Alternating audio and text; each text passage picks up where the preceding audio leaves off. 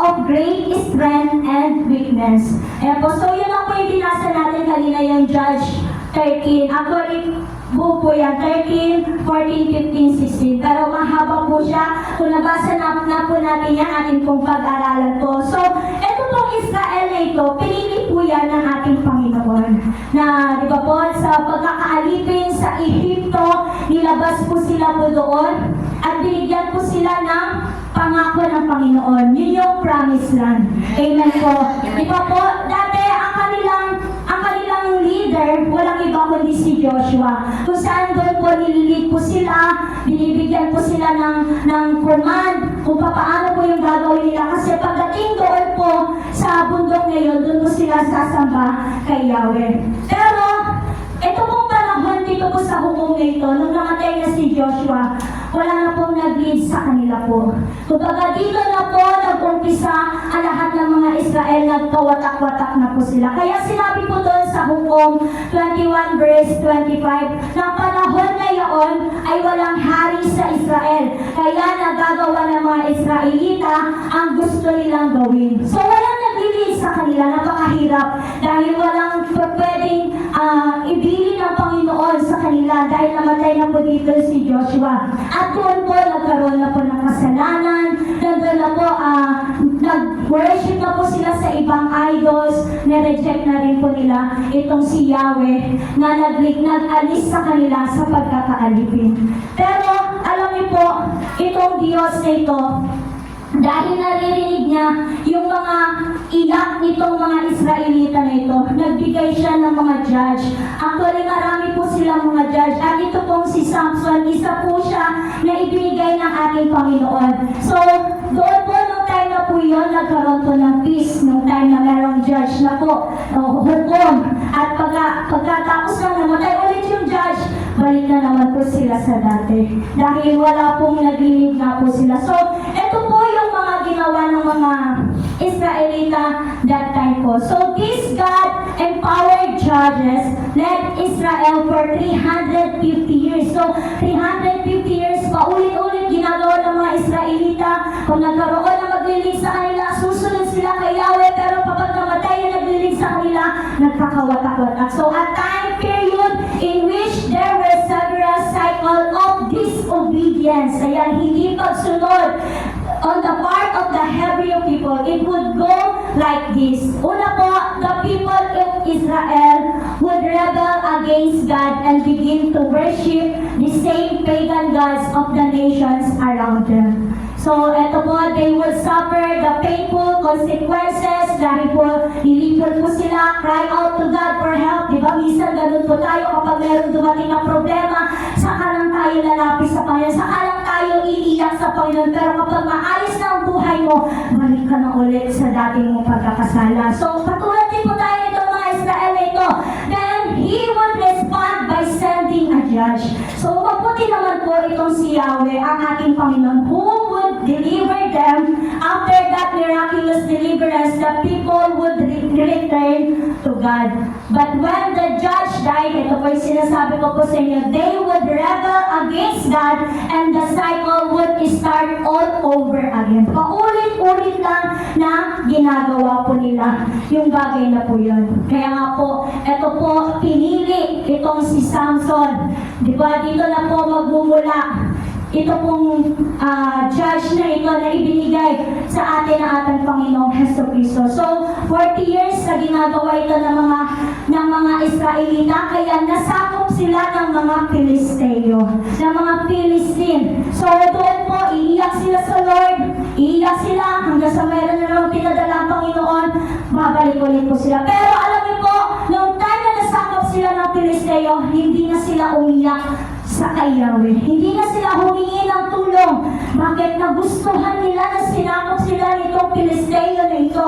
Bakit po? Kasi nandoon po yung powerful weapon na ginamit ng mga Filisteo, which is yung assimilation strategy nila. Ano po ba ito? Dahil itong mga Filisteo na ito, sila po yung gumagawa ng mga bakal, mga pandigma, ay po at higit sa lahat, meron silang pang-akit sa mga Israel, yung mga babae ng mga Filisteo. Kaya hindi na nila nagawang umiyak pagdating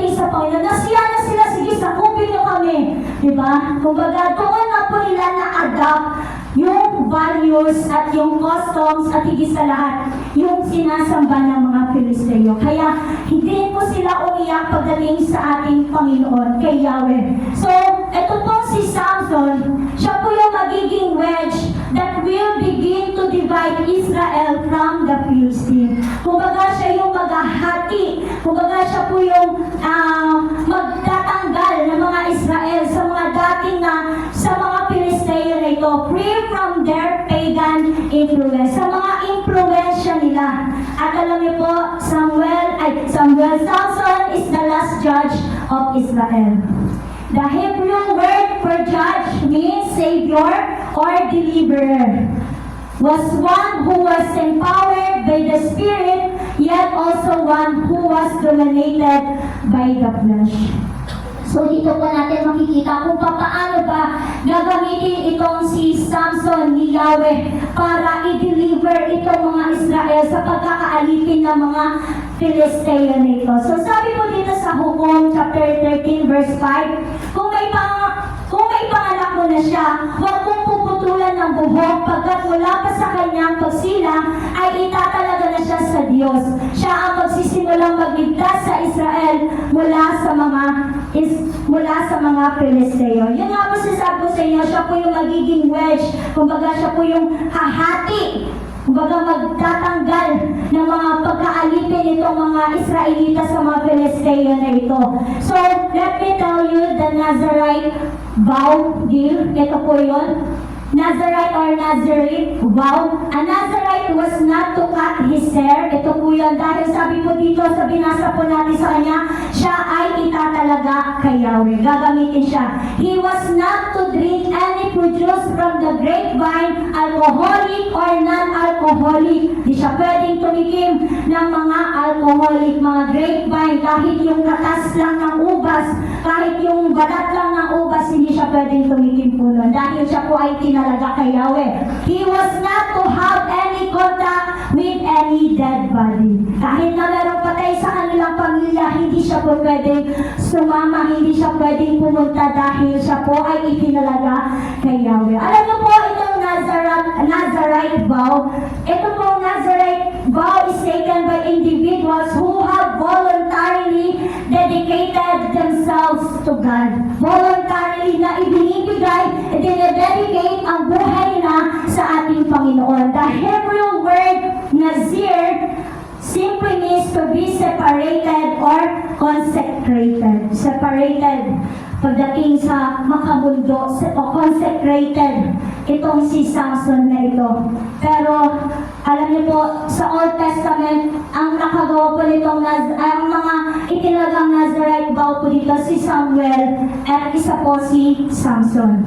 So sa New Testament naman po si John the Baptist naman po. Dahil simula pagkabata, itinalaga na sila sa ating Panginoong Jesucristo. So ito po yung kanilang rules. So tandaan po natin yan, bawal putulin ang kanyang buhok, bawal uminom nang galing sa ubas, alcoholic man yan or non-alcoholic, at bawal siya magkaroon ng contact sa mga patay. So, dadaan po natin yan, yung bagay na yan, dahil meron po yan kinalaman pagdating kay Samson. So, pero ito po, si Samson na ito, hindi niya ginawa itong vow na ito.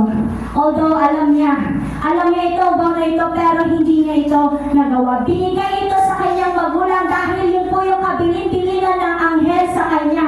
Amen. Yung kanina po binasa po natin, kabilin-bilinan 2 beses pang sinabi sa kanya na kailangan ipaalala mo ito, na kailangan na gawin ito ni Samson dahil siya ay nakatalaga pagdating sa ating Panginoon. Amen. So, nung si Samson ay lumaki na, doon na po siya nagkaroon ng pagsuway pagdating sa ating Panginoon. Na-adopt niya na rin din yung culture ng mga Filisteo yung time na po iyon. So, dito po natin makikita na kung ano yung magiging danger ng pagsuway po nitong si Samson na ito. Ano po ba itong danger na ito? Itong ikapapahamak ni Samson na ito at higit sa ating lahat mga kapatid sa Panginoon. Tignan po natin sa ating mga sarili. na kung tayo ba baka mamaya katulad na tayo ni Samson. Baka mamaya meron nang ibinibigay ang Panginoon sa bawat isa sa atin pero hindi pa natin ito nasusunod pagdating sa ating Panginoon. So una-una, the danger of worldliness. Makamundok. Like the Hebrews around him, Samson became like the pagan world of his day. Ito po si Samson na ito, doon na po siya na-influensyahan ng mga pagan world. Kumbaga, ano po ba ito yung mga pagsamba, yung mga walang Diyos pagdating sa ating Panginoong Hesukristo. When Samson chose of a bride. Dito po siya nagkaroon din po ng pagiging worldliness, pagpili ng kanyang mapapangasawa. So, kung titingnan natin, bakit kaya? Kasi alam niyo po, pinili niya ay isang Filisteo. Sabi po dito sa Hukom chapter 14 verse 2, nang siya'y umuwi, sinabi niya sa kanyang magulang, mayroon po akong nakitang isang dalaga sa Timna at siya ang ibig kong mapangasawa. So, ito pong Timna na ito din po ay nasasakop din po ng Filisteo din po. So, kung doon po siya nabighani sa babaeng yun, kumbaga kabilin-bilinan ni Yahweh, na sabi po dito sa Deuteronomy 7 verse 3 to 4, huwag kayong papayag na mapangasawa ng inyong mga anak, ang mga anak nila, pagkat tiyak nahihikayatin nila ang inyong mga anak upang tumalibad kay Yahweh at sumamba sa kanilang Diyos-Diyosan. Kapag nagpagayon, magagalit sa inyo si Yahweh at kayo'y kanyang lilipulin. So dito pa lang, unang-una pa lang, pagpili pa lang ng asawa, nagkaroon na siya ng hindi pagsunod pagdating sa ating Panginoong Hesukristo. Pero sa panahon po natin ngayon, kahit sino na lang pinipili po natin. Amen. So mga kabataan, basta gwapo, basta maputi, pinipili na lang.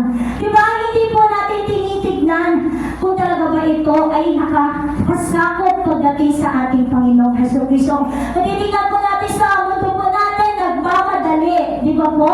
So dito po, makikita po natin sa kabili-bili na sa atin ni Yahweh, huwag kayong papayag na pangasawa na inyong mga anak, ang mga anak nila pagkat na tiyak na hihikayatin nila ang inyong mga anak upang tumalikod kay Yahweh. Kaya mapalad kayo sa mga may asawa po dito na nakakakilala pagdating sa ating Panginoong Hesukristo. Sapagkat yan po ay pinili po ng ating Panginoon ni Yahweh. So do not intermarry with the pagans. Yun po ang nais ng Panginoon. At ito si Samson, dahil mapilit siya, sinabi niya, Nay, yun ang gusto kong mapapangasawa, yung taga-Timna, maganda siya. Talaga naman maganda siyang kausap, masarap siyang kausap. Pero binilinan po siya dito ng kanyang mga magulang. Hindi po pwede iyan, Samson. Dahil hindi natin sila kapanig. Dahil sila ay may ibang sinasamba na Diyos. Pero sinabi nitong Samson na ito, dahil sa makulit siya, wala akong pakialam. Siya yung gusto ko. Siya yung talagang tama. The right one sa paningin ko. Diba? Minsan ganun tayo kapag sinabi ng magulang, hindi po pwede, hindi siya pwede sa'yo, pero ipagpipilitan mo, tatakas ka. Diba? Tatakas mo yung cellphone mo para lang i-chat siya. Nasasabi natin, ang istrikto naman ng nanay ko, ang istrikto naman ng tatay ko. Diba? Minsan ganun tayo magsabi sa ating mga magulang. Parang natatawa po ata kayo. Ayan po. Diba ganun po, minsan tayo nagagalit pa tayo sa ating mga magulang.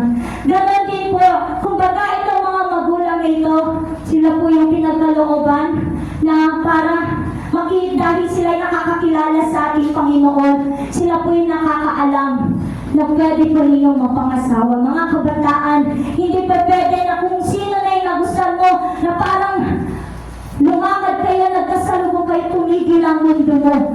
Siya na yun. Hindi po yun, mga kapatid sa Panginoon, na para bang nagtinginan lang kayo, nagsalubong ang mga mata ninyo. Siya na yun. Hindi po ganun, mga kapatid sa Panginoon. Ang gusto po ng ating Panginoong Hesukristo, sabi po dito, yung mga tao na kasamba, na kaisa po natin sa pagsamba sa ating Panginoong Hesukristo. Kasi sabi po, magagalit sa inyo si Yahweh at kayo'y kanyang lilipulin agad.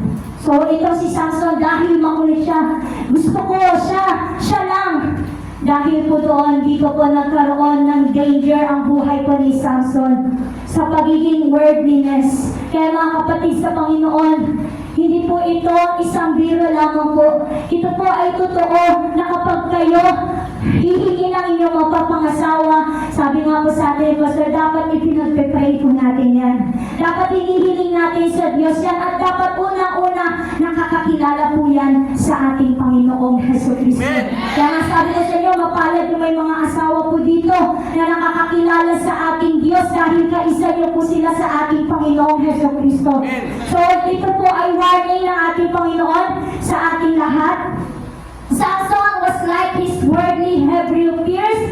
For instead of obeying God's loving laws, everyone did what was right in their own eyes. So, pinipili niya yung sa sarili niya lamang po. Sapagkat sabi po ng Proverbs, alam niyo po ito, may daang matuwid sa tingin ng tao, ngunit kamatayan ang dulo nito. Maganda yung daanan, pero kamatayan pala ang dulo nito. Maganda sa paningin mo, pero ikapapahamak mo pala pagdating ng araw.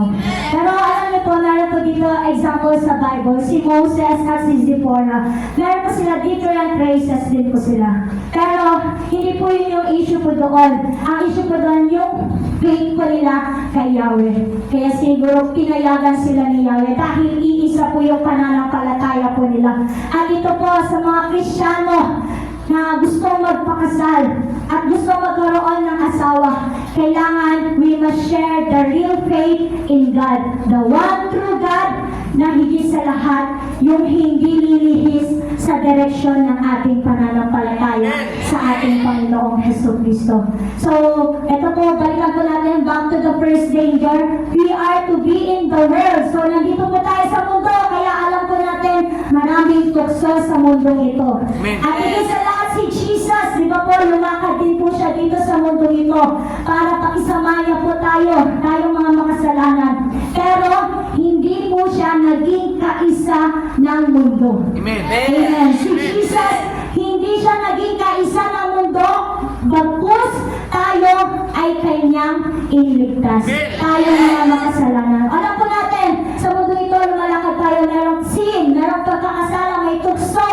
Pero once na ikaw nakakakilala sa ating Panginoong Jesucristo, hindi ka pwedeng maging kaisa ng mundo ito. Kailangan tayo ay maging different. Sabi mo sa katabi mo, we are different. We are different. Ayan, maging kakaiba po tayo. Maging different po tayo sapagkat ito po sabi po sa atin ng Diyos, huwag kayong umayo sa takbo ng mundong ito. Mag-iba na kayo at magbago ng isip upang mabatid ninyo ang kalooban ng Diyos kung ano ang mabuti na kalulugod sa Kanya at talagang ganap. So ito po yung sinabi sa atin ng Panginoong Jesucristo to inspire us, to empower us to live differently. Mamuhay ng kakaiba na pagdating sa ating Panginoong Jesucristo. At kailangan ikaw ay mag-stand out dahil ikaw ay nakakakilala sa ating Panginoon. Dahil hindi po pwede na ikaw ay Kristiyano, mahahawa ka ng mga kamunduhan, mga bagay dito sa mundo ito. Kailangan mo mag-stand out. Kailangan mo makita sa sarili mo si Jesucristo. Kaya ikaw ay katabi mo kung nakikita na ba yan si Jesucristo. Nakikita na ba sa kanya si Jesucristo? Kapag umagali, aray ko po, sa pananamit, sa itsura, nakikita na po ba si Jesucristo sa kanya?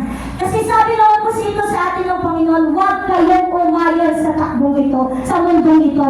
Alam po natin, nag-ipon po tayo sa mundong ito, pero huwag kayong umayon sa takbo ng mundong ito. Mag-iba kayo ng isip, magbago ng isip, at mabatid ninyo ang kalooban ng Diyos kung ano ang mabuti at nakalulugod sa Kanya. So sabi rin po ni Pablo sa atin, kailangan natin magliwanag. Amen. Sabi dito sa Filipos chapter 2 verse 15, upang kayo'y maging ulirang mga anak ng Diyos, malinis at walang kapintasan sa gitna ng mga taong liko at masasama.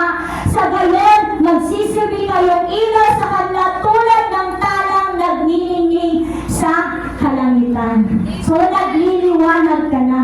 Amen. Ikaw nag-i-stand out ka na dahil dala-dala mo na yung liwanag ni Jesucristo. Kristo.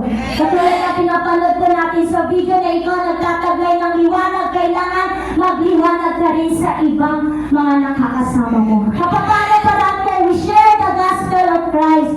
At higit sa lahat, pinapamuhay po natin yung salita na i-share po natin sa lahat ng mga tao sa mundong ito. Amen. At dito po, sa danger of worldliness, ito po si Samson, dito rin po siya nagkaroon ng pagkakamali. Nung time na siya ay pumunta sa team na kasama ng kanyang mga magulang at sila'y nag-separate, doon po sila naghiwalay, natagpuan niya yung sarili niya sa vineyard. Ano po ba yung Nazarite vow po natin? Di ba, bawal siyang uminom ng alak o ng katas ng ubas o maging yung balat ng ubas yan. Pero nandito siya sa vineyard, muntikan ng mabali ni Samson ito kasi nandun siya sa vineyard na po yan. Pero doon po, na-encounter niya doon yung leon. Sabi ko dito sa Hukom, chapter 14, verse 6, kaya pinalakas siya ng Espiritu ni Yahweh at pinatay niya sa pamamagitan lamang ng kanyang mga kamay ang leon na para lamang isang batang kambing. Ngunit hindi niya ito ipinaalam sa kanyang mga magulang. Wow! Hindi po kayo napawaw doon. Wow! Kasi tingnan niyo po, si Samson, parang batang kambing lang ginawa niya doon sa leon na yun. Kayo po, kapag nakakatagpo kayo ng leon, kaya niyo po ba yung ginagawa ni Samson? Hindi. Yung mga magulang nga natin, hindi po natin mapatahimik di ba po? Yung ngayon pa kaya? Hindi, biro lang po. Kasi masyado po kayong seryoso Mga kapatid sa Panginoon. Ayan, di ba po? Hindi po natin pero ito dahil sinamahan po siya sa ng Espiritu ni Yahweh, pinalakas siya. Amen. Kaya napatay niya po itong leon na ito. Pero vow broken po siya, di ba? Kasi sabi doon, no touching dead body. Amen. So yun po, nakapatay siya ng leon. At alam niyo po, ni-ignore niya itong vow na ito, si Samson na ito, nung time na mga ilang araw nakalipas, nakita niya yung pinatay niyang leon. Ayun, meron po doong pulot pukyutan. Nakita niya, wow, masarap. So yun, bigla niyang kinain. At nagdala pa siya para sa mga magulang niya. Ginamay niya pa yung mga magulang niya. At hindi po alam ito ng mga magulang niya. So sabi din siguro ni Samson dito, hala, nakakain ako nakahawak ako ng patay. Nakakain ako ng pulot-pukyutan na yun. So dinala niya yung mga magulang niya na hindi alam yung bagay na yun. Kaya pare-parehas silang nakakain na galing doon sa patay na leon. At alam niyo po, dito po binaliwala ni Samson yung tagubilin sa kanya ni Yahweh.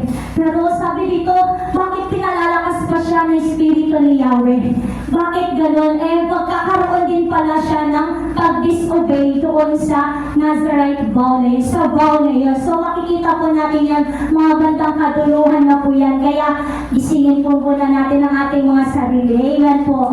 Amen. So dito po, kaya we must remember God's loving law, never go out of date.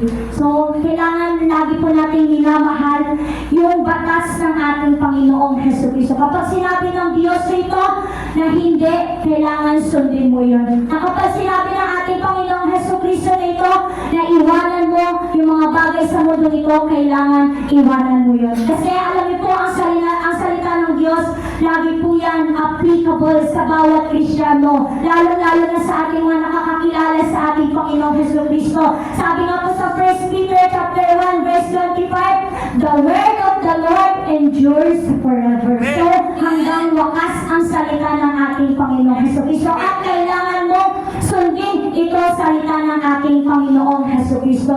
At dito po, nung time na po yun, si Samson at yung kanyang magulang, naka-arrive na po sila doon sa Timna dahil nakatagpuin po nila itong mapapangasawa ni Samson. So sila pa yung nag-host ng pre-wedding feast po nila. So sila pa talaga naghanda. Actually, ang sabi ko dito ni Samson, 7-day drinking party. Doon na nag-broke talaga. yung vow niya pagdating kay Yahweh. Alam ni Samson ito. Alam na alam niya po ito. Pero sabi niya, sila po yung nag-lead yung wedding party nila po ngayon. Sabi niya, 7-day drinking party. Hindi naman sinabi dito na uminom si Samson, pero siguro baka napainom po siya. Siyempre siya yung nag-set mo 7 days. Kaya niyo po yun? 7 days. Hindi, joke lang po. 7 days, di ba? Kung titignan po natin, itong si Samson na ito, alam niyo po ang pagkakamali din po niya. Kumuha siya ng mga groomsmen niya doon sa liki ng mga Filisteo. Wala siyang dalang groomsmen, kundi pumili siya doon sa mga Filisteo. At ilan? 30 Philistine men na kaibigan pa nitong bride na ito. At yun po, doon po sila nagkaroon ng party-party na kung saan dito na rin po higit sa lahat yung pangalawang danger na nagawa ni Samson. The danger of gambling. Sa pagsusugal. Itong wager na ito. Dahil nandito po yung 30 groomsmen niya. Nag-gambling sila, nagsugal sila. At alam niyo po, ano po ba ito? Wagering is sin. So, kasalanan po itong gambling na ito. Because it causes us to worship the God of chance instead of the one true God. Dito daw po pala, kasalanan po itong gambling na ito o yung pagsusugal na po ito dahil ito po ay sinasamba po natin yung Diyos ng chance lang. Na baka sakali, kapag tumaya ako sa loto, baka manalo ako. Na kapag nandun ako sa plaza, nilagay ko yung pera ko dun sa color red, baka manalo ako. Baka magkaroon ako ng 1 milyon. So, God of chance, hindi po yun eh. Kung baga sabi ko dito ng Panginoon, instead, the one true God, yung Diyos na talagang nagpapala, yung Diyos na talagang nagbibigay ng pagpapala, hindi yung Diyos na galing sa sugal na kukuha po natin yung pagpapala po yan. Hindi po yun, hindi po natin kailangan gawin po ito dahil dito din po napahamak si Samson. Baka umaasa ka pa na manalo ka sa loto. Baka umaasa ka pa na bibinggo ka mamaya. Baka umaasa ka pa na mukhang may mag-text sa'yo, nanalo ka ng 1 milyon, i-claim mo ito. Di ba? Baka umaasa po tayo sa mga ganong bagay, mga kapatid. Hindi po yun ang kailangan natin asahan dahil ang tunay na present help natin, ang tunay na nagpapala ng buhay po natin, walang iba kundi si Yahweh. Kundi ang Panginoon Jesucristo, the true God, yung totoong Diyos sa buhay po natin, mga kapatid. Kaya mga kapatid, kung ano pa yung mga inaasahan mo na baka sakali, huwag mo lang asahan po yan. Asahan mo ang ating Panginoon dahil siya ang ating pag-asa. Amen po. Amen. It comes from Satan. Sabi ko dito, itong gambling na ito, galing ito kay Satan. He wants us to waste God's blessing. Totoo naman po, pinagpapala ka ng Panginoon tapos isusugal mo lang. Pinagpapala ka ng Panginoon, ilalagay mo lang doon, itataya mo lang. So, dahil nagkakaroon ka ng chance na baka nauna, nanalo ka, pero pangalawa, hindi ka na nanalo, Diba? Nagkakaroon ka ng chance, baka manalo ulit ako. Kaya isusugal ko itong pera ko ito, itong pinaghirapan ko. Diba? Ganun po tayo, ways of God's blessing. He wants us to give finances, idol, status. Gusto nito ni Satan na ito, na sambahin po natin itong pera ito. Dahil sa pagsusugal po natin ito, minsan, yun na po, kumbaga, nagiging gipit na po tayo, nagkakaroon na po tayo ng pagkakaroon ng pagsamba sa pera. So, kailangan hindi po tayo maging katulad ni Samson na kung saan, sabi po dito, it causes us to waste God's blessing. Sa Hukom chapter 14 verse 12 to 13, naisipan ni Samson na sila bigyan ng kalaisipan. So ito na po yung gambling po nila. Ang sabi niya, mayroon akong bugtong. Kapag nahulaan ninyo bago matapos ang 7 araw ng handaan, bibigyan ko kayo ng 30 piraso ng pilong lino at 30 magagarang damit. Ngunit kung hindi ninyo ito mahulahan, ako naman ang bibigyan nyo ng 30 pilong lino at 30 magagarang damit. Sumagot sila, payag kami. At ito po ang ang sinabi ni Samson, mula sa mga ngain ay lumabas ang pagkain. At mula sa malakas, matamis ay lumabas. 3 araw na ang nakaraan, hindi pa nila ito mahulaan. So ano po ang sagot? Kulot po cute. Mali. Sabi po dito, para tayo nagano, mula sa mga ngain ay lumabas ang pagkain. At mula sa malakas, matamis ay lumabas. Hindi po, leon. Leon po ang sagot po dito.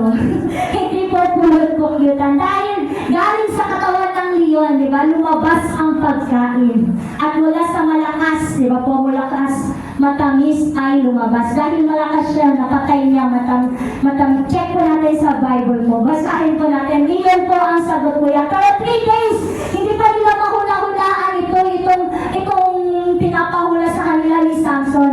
Hanggang sa tinakot na nila itong mapapangasawa ni Samson.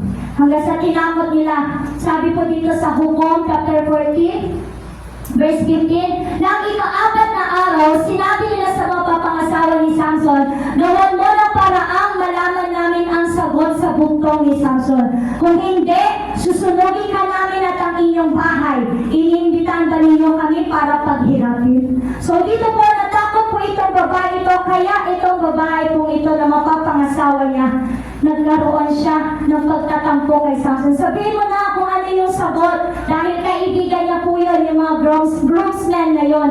So, dahil sa pagpipilit itong babae nito, dahil sabi ko doon 7 days lang kailangan nilang mahulaan. So, sinabi niya yung sagot. Dahil kahinaan din po yan ni Samson yung babae. Nagpabebe kasi yung babae. Nagtampo-tampuhan kasi yung babae. Nagalit siya kay Samson. Kaya yun, nasabi na ni Samson yung sagot doon sa babae. At doon po, na-share ng babae sa mga Filisteo yung sagot na yun. Diyan, yung leon, yun nga po yung sagot. So, this is the first example we have of another weakness of this mighty hero. Ang babae po. Ito po yung weakness niya. Hindi siya makapagsabi ng hindi po pwede sa babae. Parang tayo rin po, hindi po tayo makapagsabi ng no sa ating boss. Hindi po nasabihin ng boss natin, pumasok ka ng linggo. Minsan, sasabihin natin, sige po. Di ba po? Hindi tayo makapagsabi ng no pagdating sa makamundo. Hindi po natin maisugal yung oras natin pagdating sa Panginoon. Minsan, ang oras natin sinusugal natin sa ibang bagay. Hindi natin mapaglaanan ng panahon pagdating ang ating Panginoong Jesucristo, maging ang ating buhay. Hindi nga natin kayang isugal itong buhay para ibigay ito sa ating Panginoon, para makapaglingkod ito sa ating Panginoon. Kahit yung lakas mo, yung talino mo, hindi mo kaya maibigay pagdating sa ating Panginoong Jesucristo. At yun po, minsan, sinusugal natin ang buhay natin sa mundong ito dahil alam natin, meron tayong ibigay sa mundong ito, pero hindi natin nakita na kapag isinugal mo ang buhay mo sa ating Panginoong Jesucristo, meron din ibigay niyan, kapatid. That is salvation. Through Christ Jesus. Yan ay buhay na walang hanggan sa ating Panginoon. At minsan, sinusugal po natin yung kayamanan natin para yumaman tayo sa mundo ito. Nang hindi natin alam, doon pala tayo nilulubog nitong gambling ito. That is the danger of gambling. Minsan sinusugal mo yung sarili mong katawan para sa pangarap mo. Nagpupuyat ka para mag-aral dahil gusto mo makamit yung gusto mo. At sinabi nga po, hindi po masama mag-aral, hindi masama ang magtrabaho, pero ang masama na kapag iyong pahingin mo nakatuon sa mga bagay sa mundong ito at nakalimutan mo ang Panginoong Jesucristo, masama na po yun, mga kapatid. Kaya nga po sabi ng kanyang salita, we must fix our eyes unto Jesus, the author and finisher of our faith. Kaya ituon po natin ang ating buhay sa ating Panginoong Jesucristo. At sinabi po sa ikatlong danger, the danger of uncontrolled anger. Sino po dito yung hindi mapigilan ng gamit kapag nakita na yung kinaiinisan niya? Hoy, wala. Ako, meron. Wow, mabait po sila. Sino po dito yung hindi mapigilan ang galit kapag sinagot na siya ng anak niya? Di ba po? Lahat tayo, syempre nagagalit tayo, tao po tayo Hindi po tayo, lahat tayo nagagalit tayo, uncontrolled anger. At ito rin din po si Samson. Samson is so angry at losing his sinful bet. Yan, nagalit siya dahil natalo siya Dahil doon sa babae, sinabi niya kasi yung sagot So dito, nagalit po siya. Sabi ni Samson dito, kung hindi pa naman kinakot ninyo yung mapapangasawa ko, hindi niyo sana makukuha yung sagot. Dahil dito, nagalit po dito, itong si Samson na ito. So, kapag nagalit ka, huwag kang gagawa ng masama, kapatid. Kasi alam niyo po, itong si Samson, nakagawa siya ng masama dahil sa sobrang galit niya.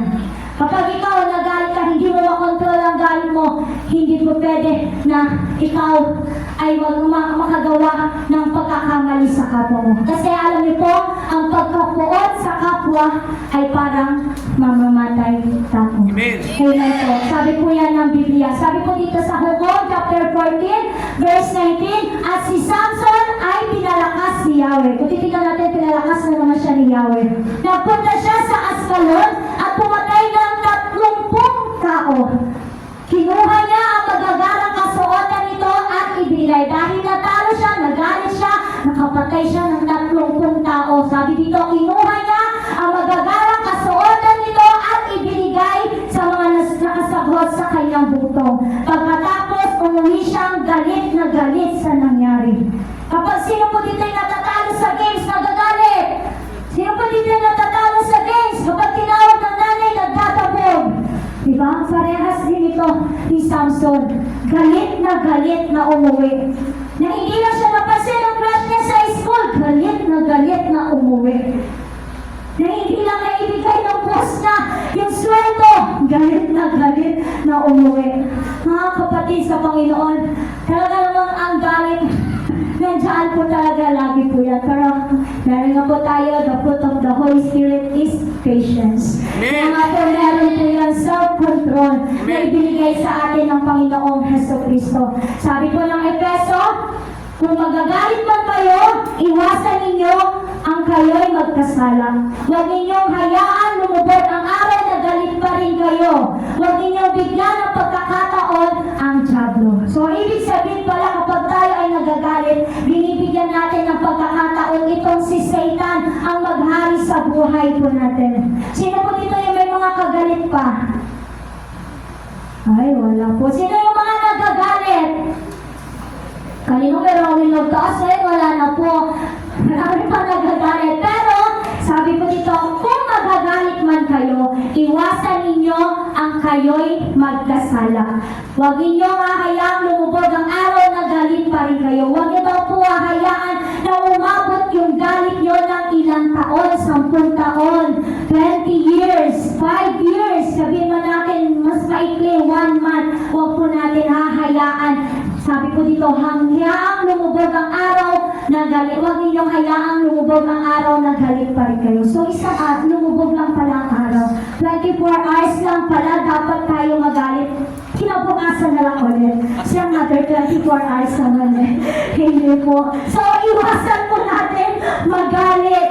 Kaya mga kapatid sa Panginoong Heso Kristo, kailangan po natin iwasan yan dahil katumbas po yan ay pagiging mamamatay tao. Kaya kapatid, kung may mga galit sa kanyang mga puso, sa mga hindi makalaya, hindi pa nagpo-forgive, mag-forgive na kayo kasi ang Panginoon nag-forgive na siya.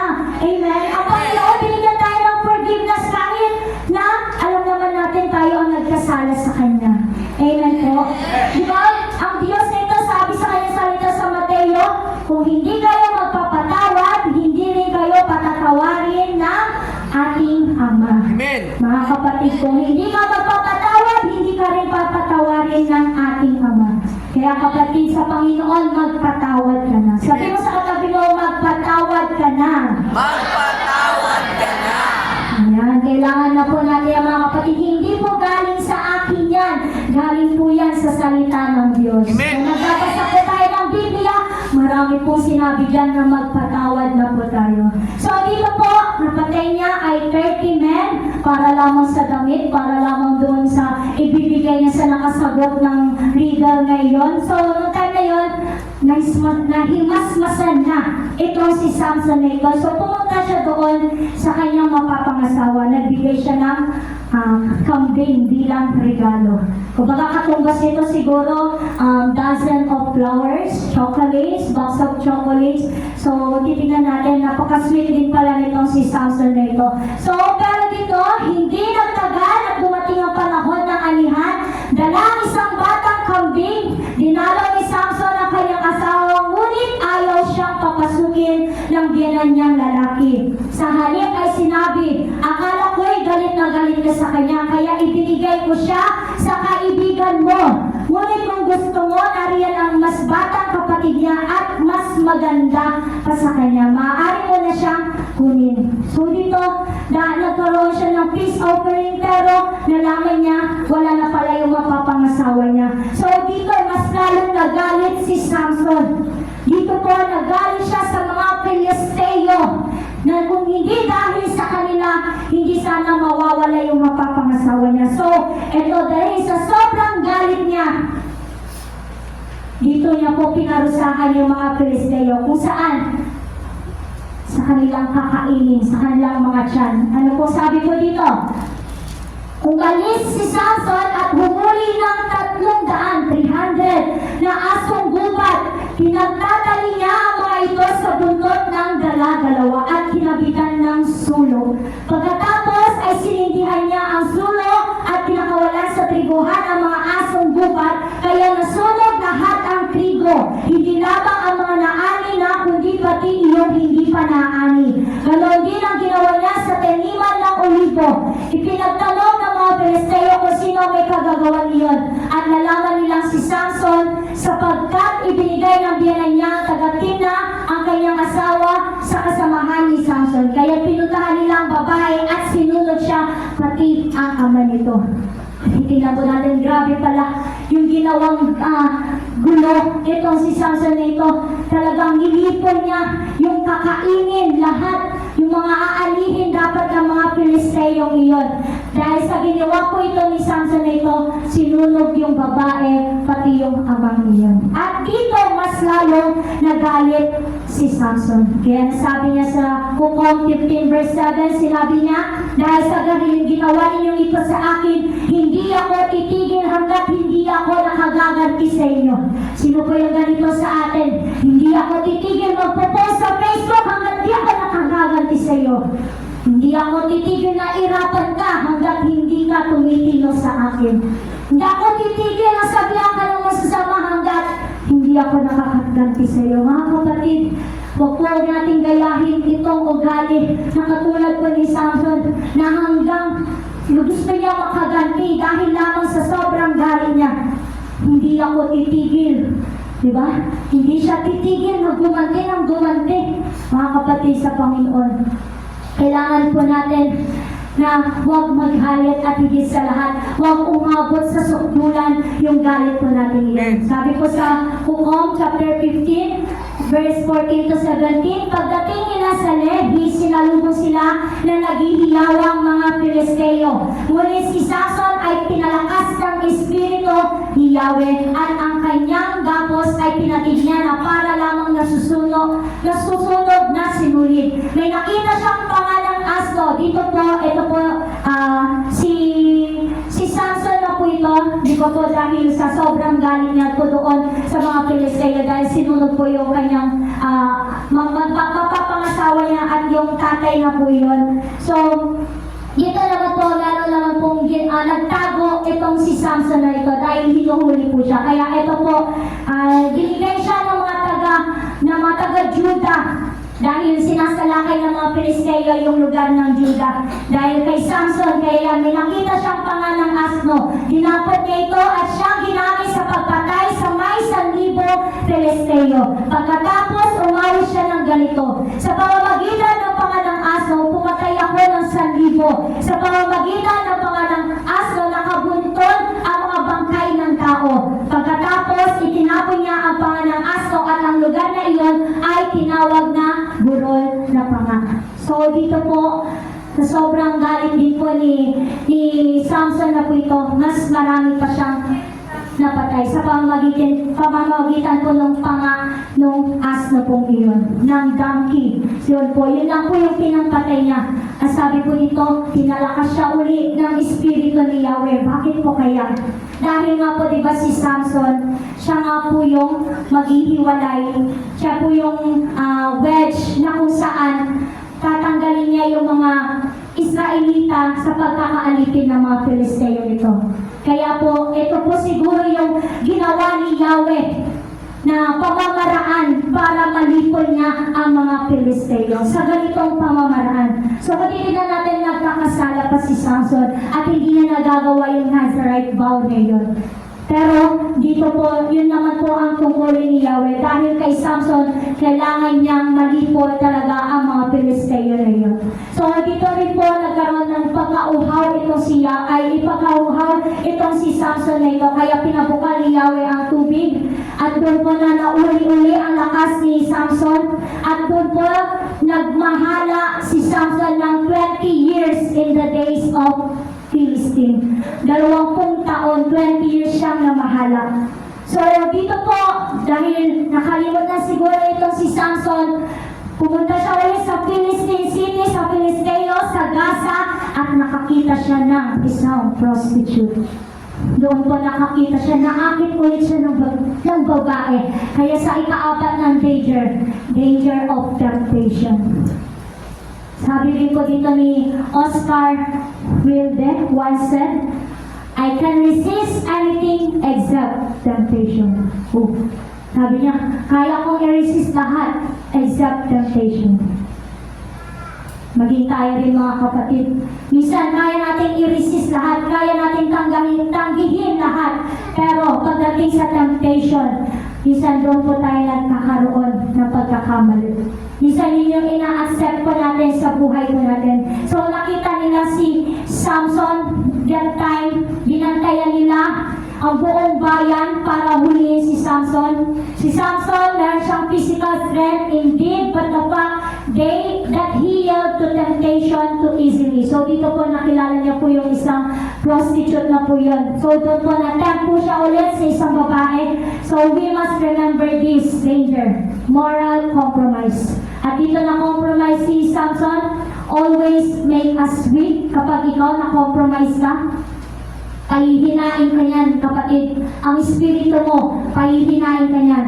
It always leads us to action we will regret.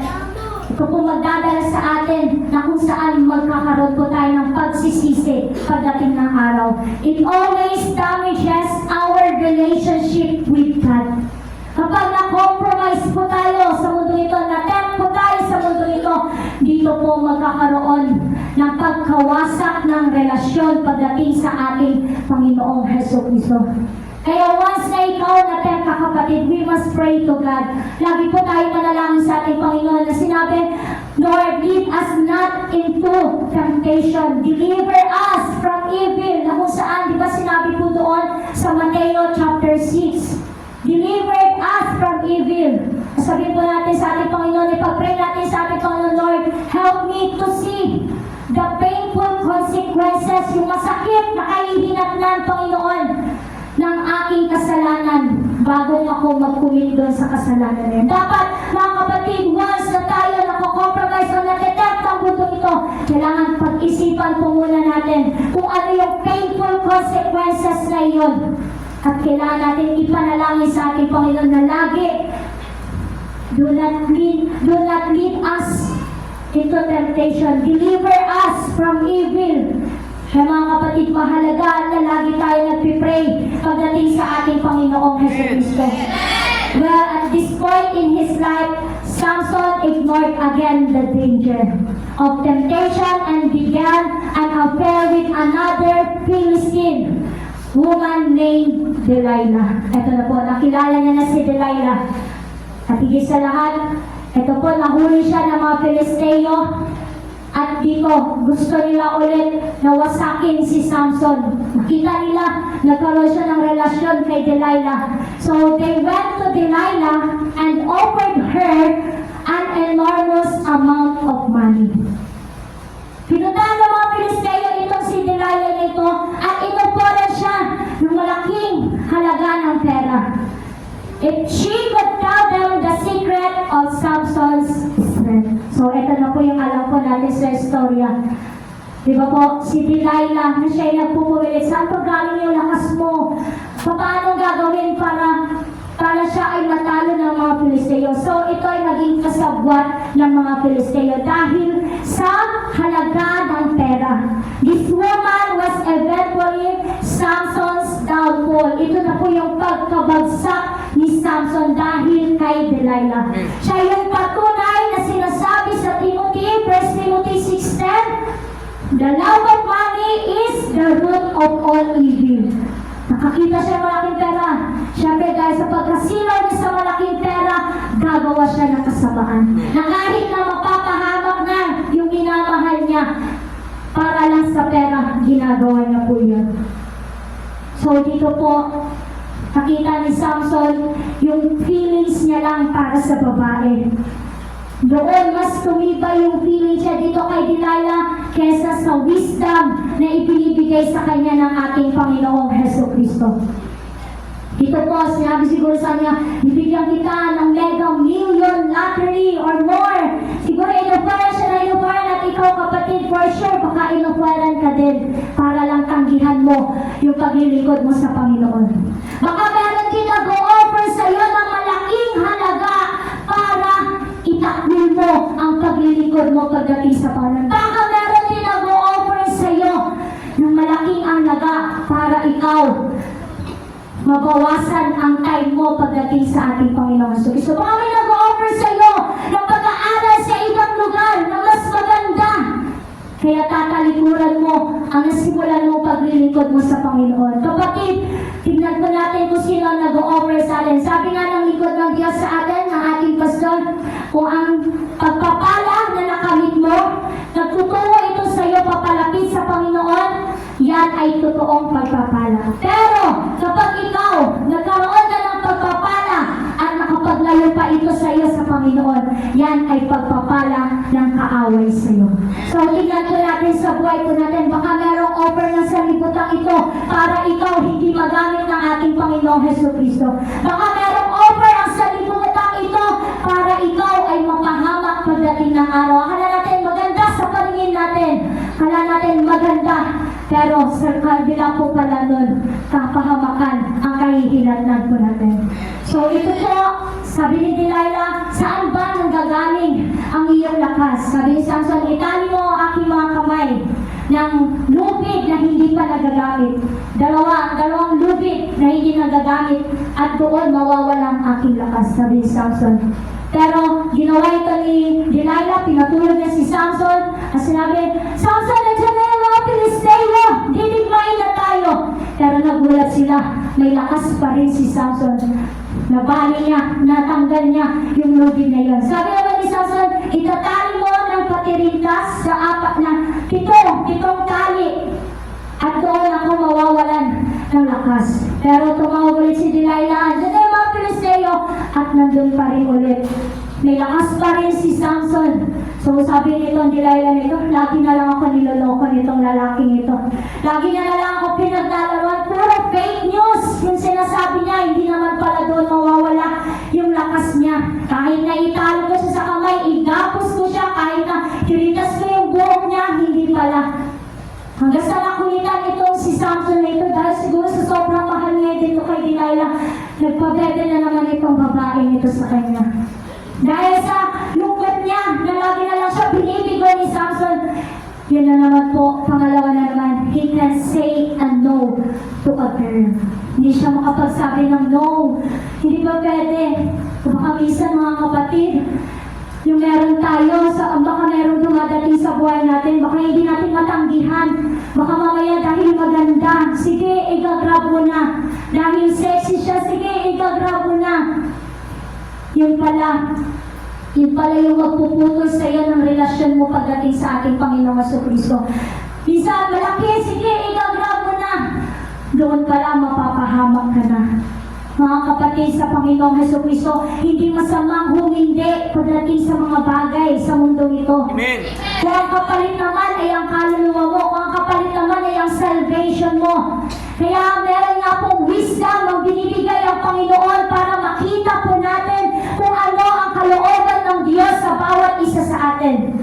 doon na po, dahil sa hindi niya matiis si Delilah, sinabi niya, kapag pinutol mo ang aking buhok, kapag dahil simula bata pa ako, hindi na ito napuputulan, hindi ito nasasayaran ng gunting.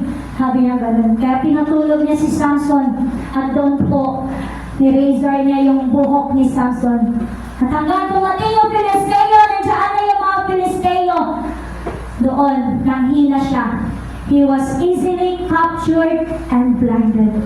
Kinuha ay itinanggal yung kanyang mga mata. Doon po, nagkaroon siya ng kahinaan. Samson broke already the two of his Nazarite vows. Ano po yun? Yung uminom po siya ng wine. At pangalawa po, ano po yung isang vow na sinuway niya? Yung humawak siya ng patay. At this time, sa haba-haba ng panahon, sa 40 years na nag-led siya sa Philistine, at now, until now, eto, dahil kay Delilah, sabi nga po, ito po yung great downfall niya kay Delilah. At doon po naputol ang kanyang buhok, dito po siya nanghina at siya ay nakuha ng mga Filisteo. Tinanggal ang kanyang mga mata. Mga kapatid, once na tayo ay natempt sa buhay po natin ito, hindi po pwede na ikaw ay hindi bumalik sa Panginoon. Once you tempted, once ikaw nagkamali, kailangan bumalik ka pa rin pagdating sa Panginoon. Once na ikaw ay nadapa, kailangan bumalik ka pa rin pagdating sa ating Panginoon.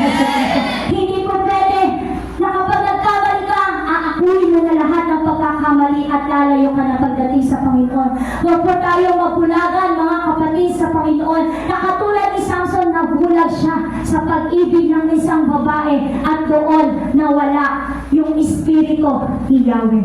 Nawala yung lakas na ibinigay sa kanya sa pamamagitan ng isang Delilah, at doon po dahil sa danger ng self-confidence niya. Nagkaroon siya ng self-confidence. Malakas ako!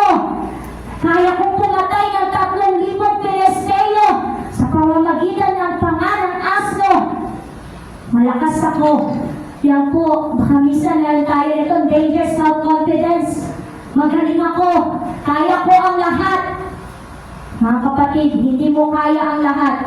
Mature believers are not self-confident. They are God-confidence. Kaya nga meron tayong salita ng Diyos, ang lahat ay magagawa ko dahil sa lakas na kaloob ni Jesucristo. Sa kaloob ni Jesucristo, hindi kaloob ng sarili mo.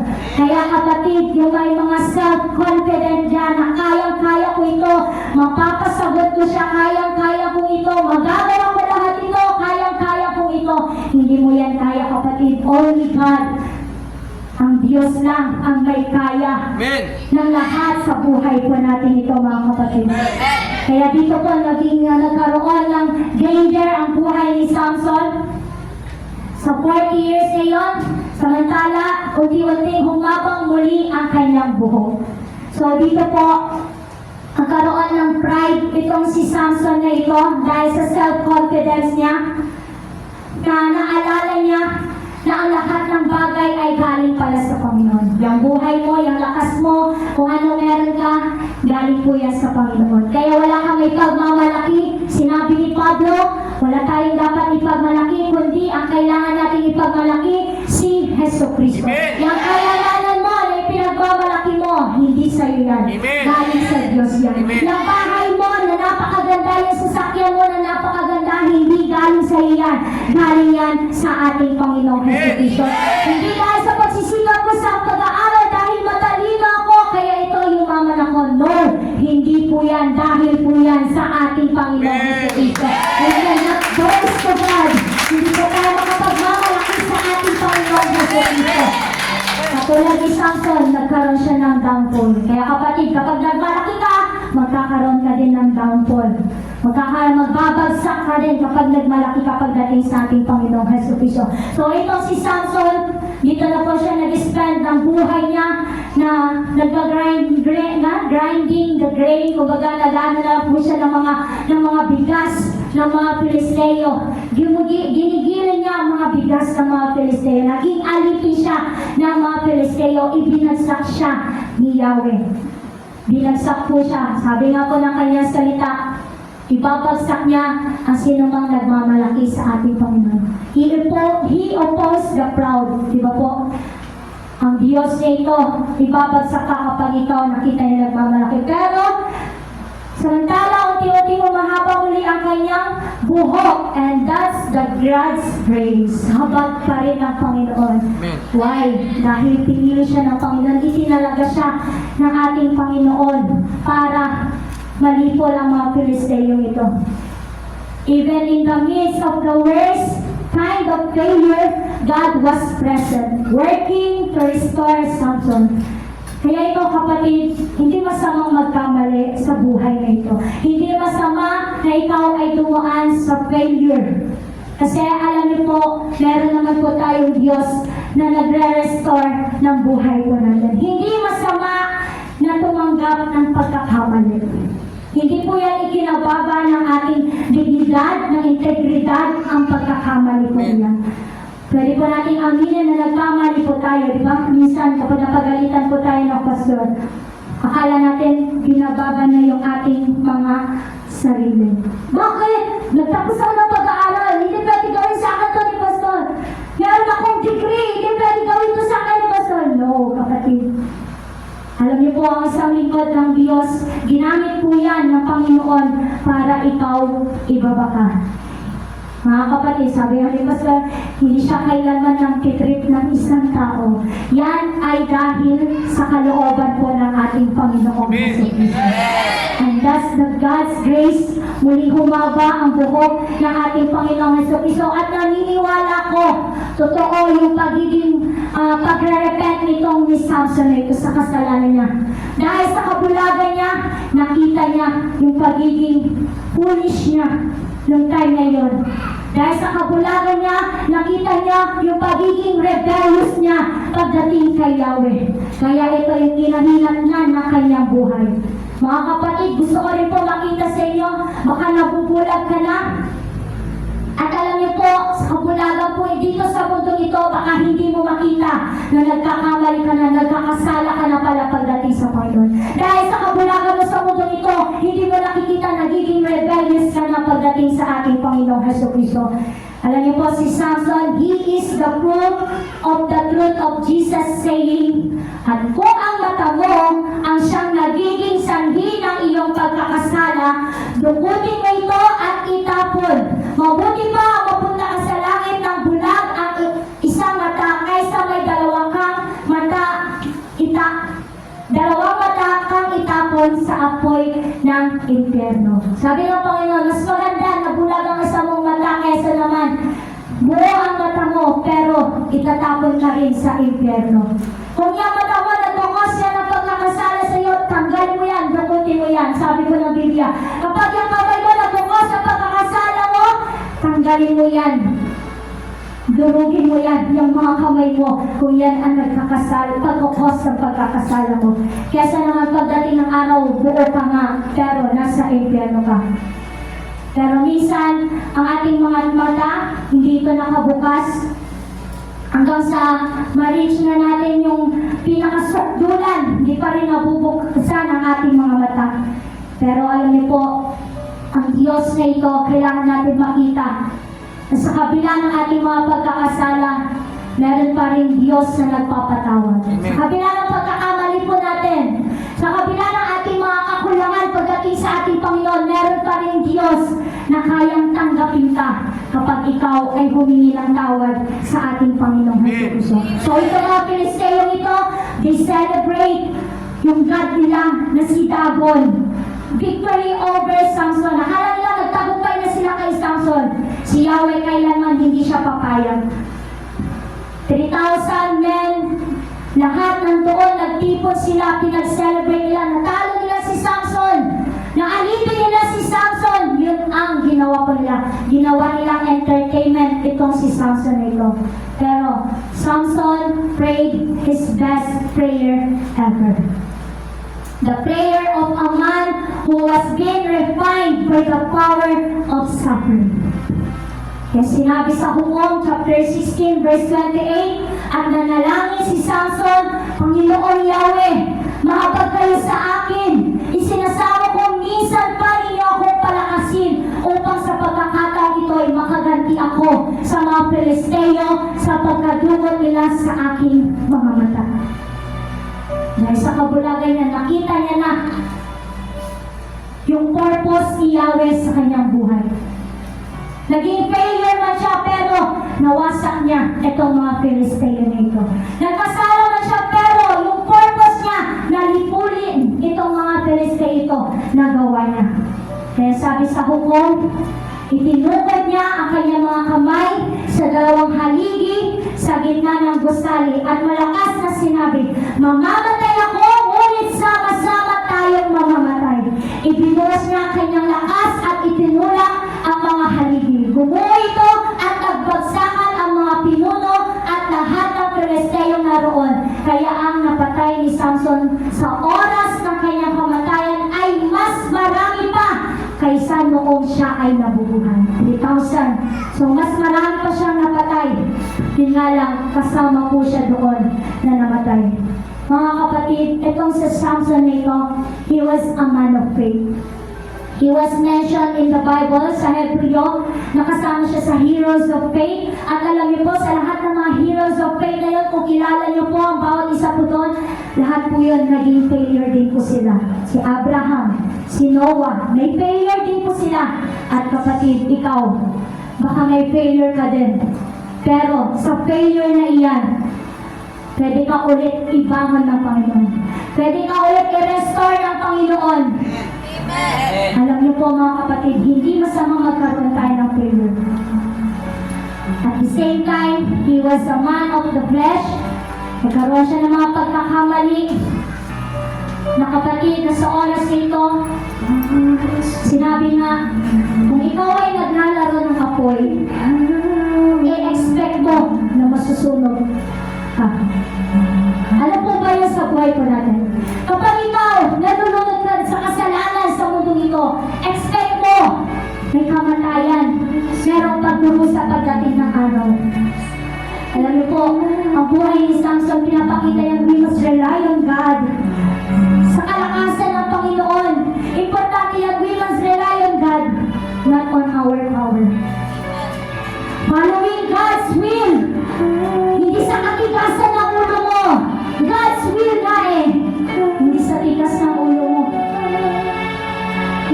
We must seek the Lord wisdom, not our own understanding. Trust in the Lord with all your heart. Do not lean unto your own understanding. Commit all your ways to God and He will direct our path. Mga kapatid sa Panginoon, we must rely on God. Amen. This time, si Samson, nakita niya na kailangan niya pala itong si Yahweh. Na si Yahweh pala yung nagbibigay ng lakas sa kanya. Na sa kabila ng mga pagpatay niya, sa kabila ng mga digmaan na yun, ano pong sinasabi ng bawat salitang yun? Pinalakas siya ng Espiritu ni Yahweh. At this time, mga kapatid, hinanyayahan ko po ng bawat isa ay tayo po'y magtayo. Alam po natin na sa buhay po natin ito, ako natin po tayo nitong ni Samson. Maraming danger. Minsan, sa world, sa mga mundo, naangin pa rin po tayo. Minsan, nagtatem pa rin po tayo. Alam po natin, minsan, mas sinusugal natin yung buhay natin sa mundo ito kaysa sa Panginoon. Alam po, si Samson, sa lahat, sa kabila ng kanyang kahinaan, sa kabila ng kanyang mga kaaway, sa kabila ng kanyang sexual sin, uncontrollable temper, God still used him para lipunin itong mga Pilisteo nito. Nais ng Panginoon, remember, God will use you. Even you have lost your life.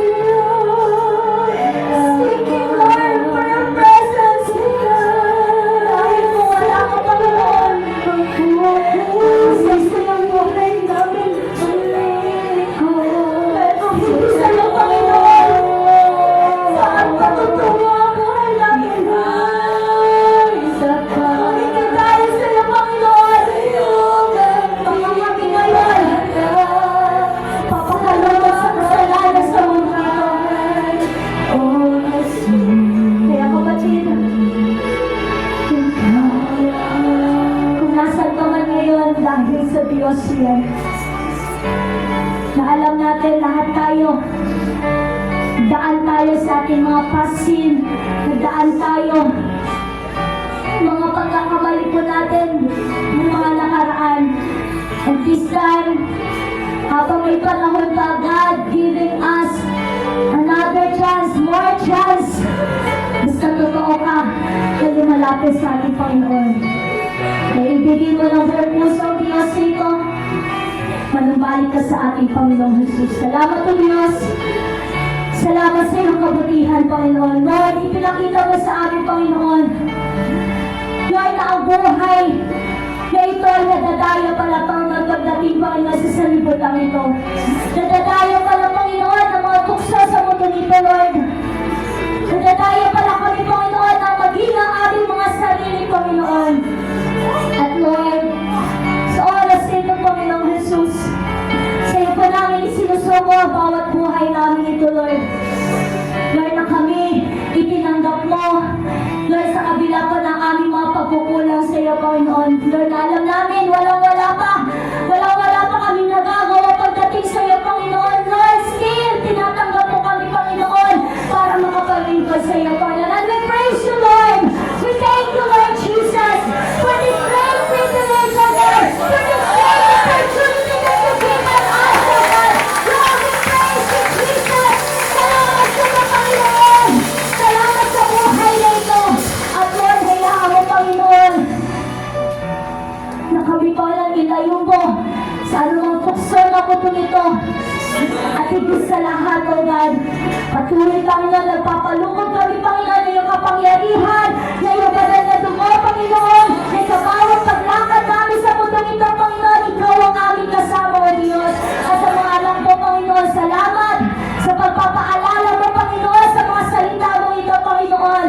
And Lord, salamat, Panginoon, for the awakening, Panginoon, na binuksan mo ang aming mga mata, Panginoon, ang aming mga isipan, Panginoon. And this time, Panginoon, sa nalalapit mo pagbabalik, Panginoon, Lord, we give our life to you, Jesus. We give our time to you, Jesus. We give all our life, Panginoon. Lord, salamat sa iyo, Panginoon Jesus. At Lord, alam po namin, Lord, ikaw ang patuloy na Diyos na umabot sa mga anak kong ito, Panginoon. At Lord, ikaw ang Diyos, Panginoon. Lord, na maghari sa aming mga buhay, O God. Lord, maraming salamat, Panginoon. At higit sa lahat, Panginoon, sa lingkod mo na ginagamit mo sa aming Panginoon, sa aming pastor, at Panginoon, sa kanyang buong pamilya. Pinapasyahan po namin ito na yung banal mong dugo, Panginoon. Lord, salamat sa kanyang buhay, Panginoon. Salamat sa iyo, Panginoon, sa pagkakibay mo sila sa amin, O God.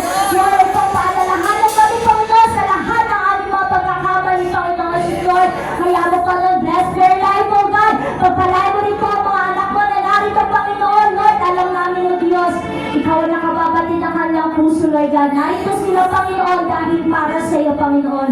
At Lord, bless them, Panginoon, spiritually. Lord, sa lahat ng area na kanilang mga buhay, Panginoon, Lord, yung pinilipin po namin, Panginoon, sa church na ito. The mission, the vision, O God. We pray it for you, Panginoon, Lord. Alam namin, ikaw ang kikilos. Ikaw ang magtatayo, Panginoon, Lord, because you are powerful. You are amazing, God, Panginoon. At higit sa lahat, Panginoon, you are the God that provides, Panginoon. We pray you sa kanyang name, O God. Ikaw ang magtatayo nito, Panginoon, Lord. Salamat, Panginoon. Salamat sa iyo, God.